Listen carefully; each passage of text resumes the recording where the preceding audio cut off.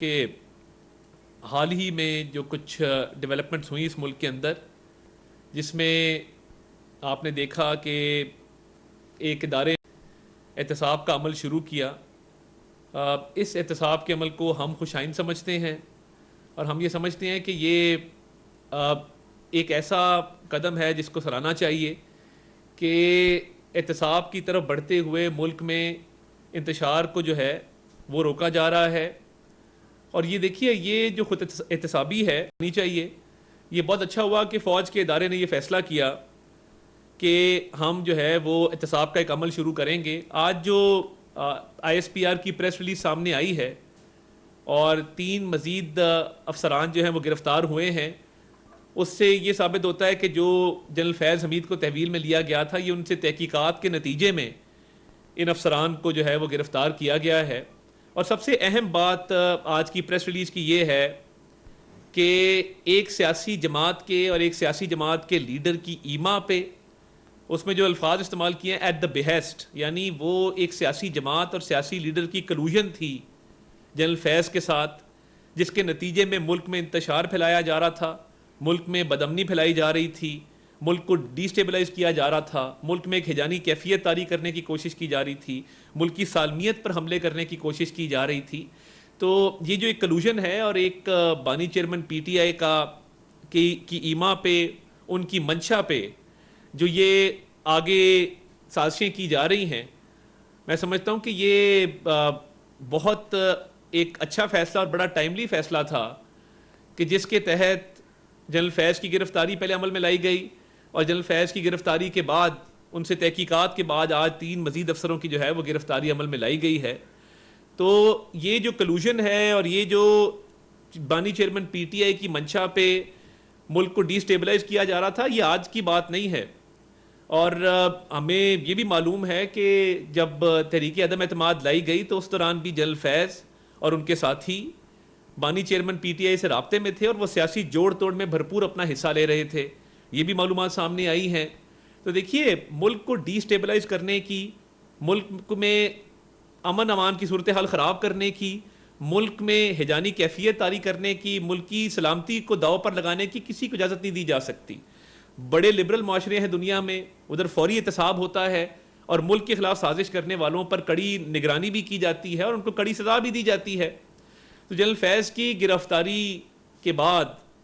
ان سے تحقیقات کے بعد جو یہ افسران جن کو گرفتار کیا گیا ہے، لگتا یہ ہے کہ مزید گرفتاریں بھی عمل میں لائی جائیں گی، اور اس کا دائرہ کار صرف فوج کے دائرے تک نہیں رہے گا۔ اس میں جو ملوث ہے، جس نے ملک کی سالمیت کو نقصان پہنچایا، ملک کے اندر امن امان کو خراب کیا، ملک کو ڈی سٹیبلائز کرنے کی کوشش کی، تمام لوگ اس شکنجے میں آئیں گے۔ جس طرح یہ آپ نے دیکھا کہ جنرل فیض سے تحقیقات کے نتیجے میں جو 3 افسران جن کو حراست میں لیا گیا ہے، یہ سیاسی مفادات کو قومی مفادات پر جب ترجیح دی جاتی ہے، اور بانی چیئرمین پی ٹی آئی لگتا یہ ہے کہ جیل سے بھی پیغام رسانی چل رہی تھی اور رابطے میں تھے، اب کوشش کی جا رہی ہے کہ وہ اپنے آپ کو ڈسٹنس کریں اس چیز سے، تو یہ اس سے ڈسٹنس کیا نہیں جا سکتا۔ یہ روز روشن کی طرح یہاں ہے کہ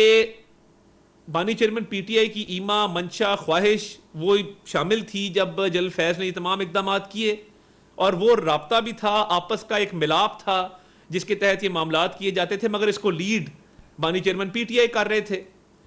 تو جنرل فیض سے جو تحقیقات کی گئی اور 3 افسران کو جو گرفتار کیا گیا، مزید شواہد بھی سامنے آ رہے ہیں، مزید ایویڈنس سامنے آ رہی ہے۔ اور دیکھیے، وہ 9 مئی کے حملے ہوں، وہ آئی ایم ایف کو خط لکھنا ہو، یہ تمام تر جو ملک دشمن انہوں نے اقدامات کیے، یہ ملک کو ڈی سٹیبلائز کرنے کی کوشش تھی۔ اور دیکھیے، جنرل فیض سے تحقیقات کے بعد جو 3 افسران بھی حراست میں لیے گئے ہیں، اور مزید بھی اس کا دائرہ کار بڑھایا جا رہا ہے، جس طرح میں نے کہا، اور لوگ بھی شکنجے میں آئیں گے، اور ضروری نہیں ہے کہ وہ صرف فوج کے ادارے تک دائرہ کار اس کا محدود رہے۔ تو یہ تمام وہ لوگ ہیں جنہوں نے ایک انتشاری ٹولے کے ساتھ، انتشاری ٹولے کے کہنے پر، انتشاری ٹولے کے ساتھ مل کے اس ملک کو نقصان پہنچایا، اور یہ بڑی گلیئرنگ ایویڈنسز ہیں جس بنیاد پہ یہ تمام ایکشن کیا گیا۔ اور دیکھیے، فوج کا ادارہ دنیا کے بہترین اداروں میں اس کا شمار اس لیے ہوتا ہے کہ ان کے ہاں احتساب کا عمل موجود ہے، وہ صرف احتساب کرتے نہیں بلکہ احتساب ہوتا نظر بھی آتا ہے۔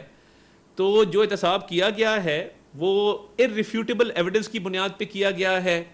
تو اس ملک کے اندر یہ اجازت نہیں دی جا سکتی کہ آپ اکانومی کو بھی تباہ کریں، ملک کی سالمیت کو بھی داؤ پہ لگائیں، ملک کے اندر جو ہے وہ اپنے سیاسی مفادات کے فروغ کے لیے ملکی مفادات کو بھی داؤ پر لگا دیں. تو یہ جو ایک کلوژن تھی اور بانی چیئرمین پی ٹی آئی کے کہنے پر جو یہ تمام چیزیں کی جا رہی تھیں، تو یہ بڑی پرانی ایک سازش تھی اس ملک کے خلاف، جو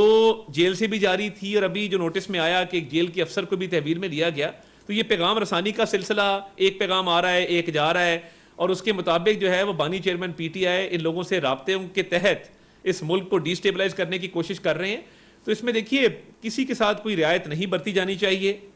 اور یہ انشاءاللہ تعالی ملک نے ترقی کرنی ہے، اس کی معیشت نے اسٹیبلائز ہونا ہے، بحال ہونا ہے. جیسے ہم ایک بحالی کے سفر کی طرف چل چکے ہیں،